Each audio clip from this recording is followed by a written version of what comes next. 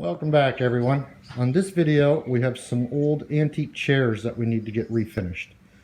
So we have a set of 4 of these, and I've tried to do some research on them to find out how old these are, and it's possible they're from the early 1900s. There's a maker's mark. I don't know if it'll show up or not. Might not be focusing in there. It's G. May. I tried to do some research on the name and on the style of these chairs, and I come up with a company called G. May & Sons that was started in 1905 in a place called Jasper, Alabama. So I'm not sure if that's actually who these chairs were made by. I continued to try and research them, and I found, I'll show you here, I'll lay these back down. All of these legs, I believe these were hand turned. They weren't done on a machine in a production facility like newer furniture. Because if we look closely enough at the dimensions of some things, and I'll try and get this on the camera. So this area in here, for example, on this leg, compared to the same area on this leg, there's a big difference in how those two are. So this one's rounded out more. That one's a little bit wider and flatter. The size on one of these, it might have been the other one. So here we can see the size of this area, how big it is from top to bottom, compared to the same one on the other side. This one's a lot narrower or closer together from edge to edge, I guess you could say. So there's a lot of differences if you keep looking closely at them. And then the style, the way that leg comes down and it just hooks out a little bit there at the bottom. I tried researching the style of that leg, and I think it was New England style was the closest I could find that had that little bit of a hook at the bottom. But the rest of the chair doesn't look anything like a New England style chair. The closest I could find that matched the style of the back with the curves and stuff in it, and the size of these chairs was, what did they call it? An African American parlor chair was the closest thing I could find that matched the style. So I really don't have a date of them, other than knowing that the stuff is hand turned. The name in it, as I said, was a company that started in 1905. These have been patched up in the past because there's hardware used like Robinson head screws. Now, Robinson head screws were around back then. They were invented by a guy named Robert Patterson, I think it was, in Milton, Ontario, Canada in 1909. But they were not used down in the US for many years. I think it was up into the 1970s before they started adopting the use of them in the US. And a little bit of history of that was because of Henry Ford. Henry Ford wanted sole rights to using those screws in his automobile plants, and Mr. Robinson said no. So because Henry Ford didn't use them, he went to the Phillips head screws. No one in the US really adopted the use of them until manufacturing became a bigger thing in the 70s, and then they started making their way down to the US, and now they're used for deck screws across the country now. So a little bit of history for you anyhow. So we're going to clean these chairs up. I don't want to strip them and refinish them. They have a nice patina on a lot of the wood already. So we're going to clean up some of the grime that's just built up on them over the years. Some of the joints are starting to work their way loose, so we'll re-glue those, and then we're going to try and reupholster these things. The gentleman that I bought them from, I think was intended on redoing these, and he had put some pieces of just paneling wood on here. Now I'm not going to remove it. From the bottom it's fine. It just, you can't tell that it was paneling. It's just a piece of wood, and I'm going to cover them with fabric and a cushion and stuff anyhow, so I'm just going to leave that there. Originally, if these were built at turn of the century, there may have even been some webbing material in there as a cushion rather than a solid wood surface. But this is what we've got to work with, so we're going to see what we can do with them.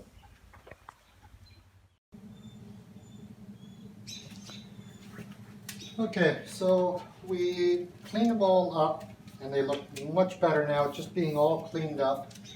This top piece, the top piece of the chair here wanted to separate. There's a seam where it's joined to the side. So we put some glue in the ones that were loose, and it's all set now. I had some foam that is sticky on the back on one side, so I've stuck that down to the wood that was there. And this material I picked up a long time ago in a fabric store, just passing by one of their scrap bins of cutoffs, and I picked up a roll of this fabric that was laying in there. I thought this color would look really good with the dark finish of those chairs. And it's a heavy fabric, like an upholstery fabric, so it should stand up well. So hopefully the piece that I had, hopefully it's going to be big enough to do all 4 chairs. I was just cutting it down now into size. I think it'll be all right.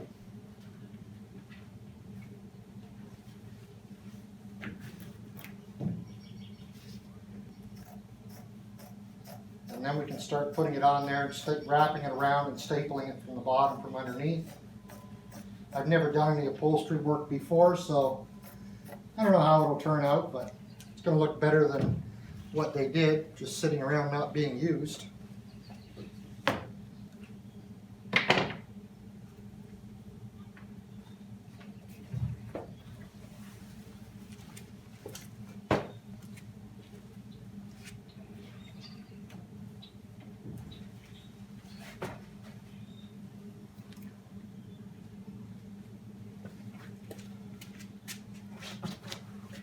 Well, I think I'm going to have enough fabric. I did one chair already. I'm definitely not an upholster person, but one's done. So all I'm doing here, that foam, as I said, was sticky on one side that stuck to the chairs. So I'm making sure the lines in this pattern are straight on the chair, and I'm just sticking a couple of pins in it, into that foam to hold it there in place.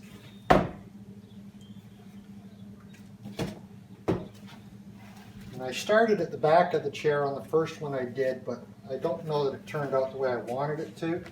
So I think in this one I'm going to try working from the sides instead.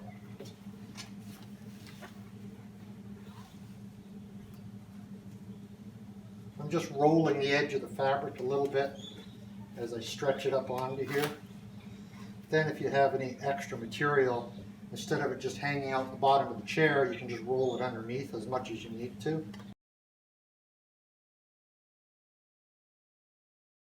You need the staples fairly close together to keep the material even when you're finished, so you don't have pockets, I guess, that are pulled in tight and then the next one's not, and then it pulls in tight again.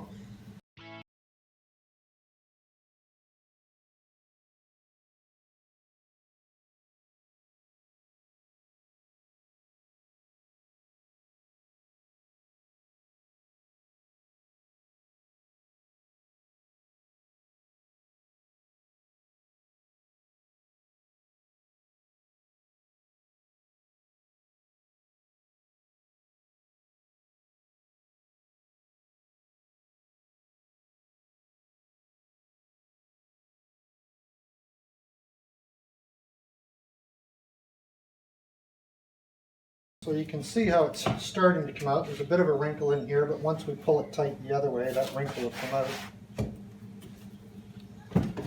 When you get into the corners around these legs, you'll end up trimming a bunch of fabric out, leaving yourself a little bit to roll under so that you can tuck it down into the seams and stuff like that around where the base of the chair comes together with the legs. The front, you don't have the same problem because you don't have the legs, so you might end up with a pleat in it somewheres. And again, some extra material on the corner that you'll cut off and just keep working it and tucking it under and stretching it tight and stapling it underneath. So it took a while to do the first chair, so I got 3 more to go. So we'll get those done. I'll show you what the finished product looks like. And I can show you the one that I've done now. Yeah, the material looks lighter there with the light shining on it than what it really is. It's a blue colored material. But it looks good against that dark wood.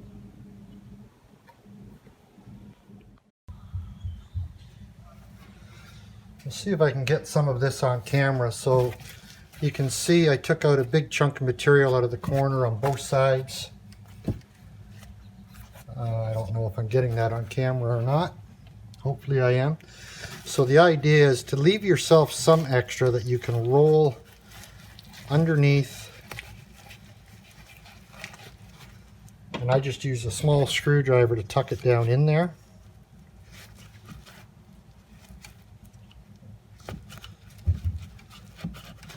So you don't have any ends or frayed material sticking out of that joint. And hopefully I've cut and left myself enough extra to do the same around the side here.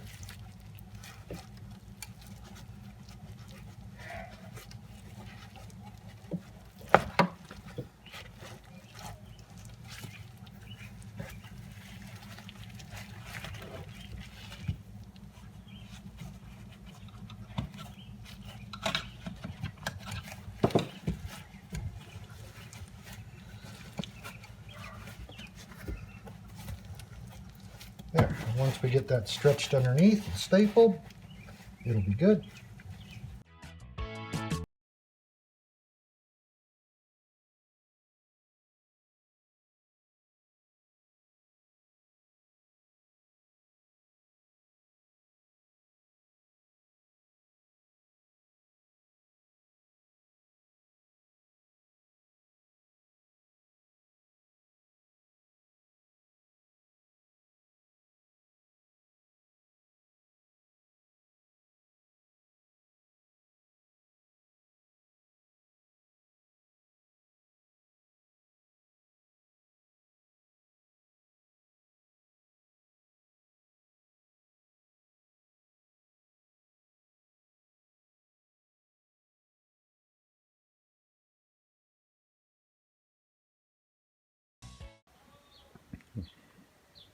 Well, there we have our 4 chairs. So my first time ever trying to reupholster anything, and it shows. You can see how on this chair I have a pleat in the material from trying to wrap it and pull it tight around the corner, which isn't bad. I'm not concerned about that. But I ended up on the next chair. I don't have a pleat in this corner, but I do have some wrinkles on the side because I tried pulling it a different way. I got pleats in this one, I got a pleat in that one, and in that one. So, not bad. For my first time, I'm happy with it. They certainly look a lot better than they did before. And now we have 4 usable chairs. So, thank you very much for watching.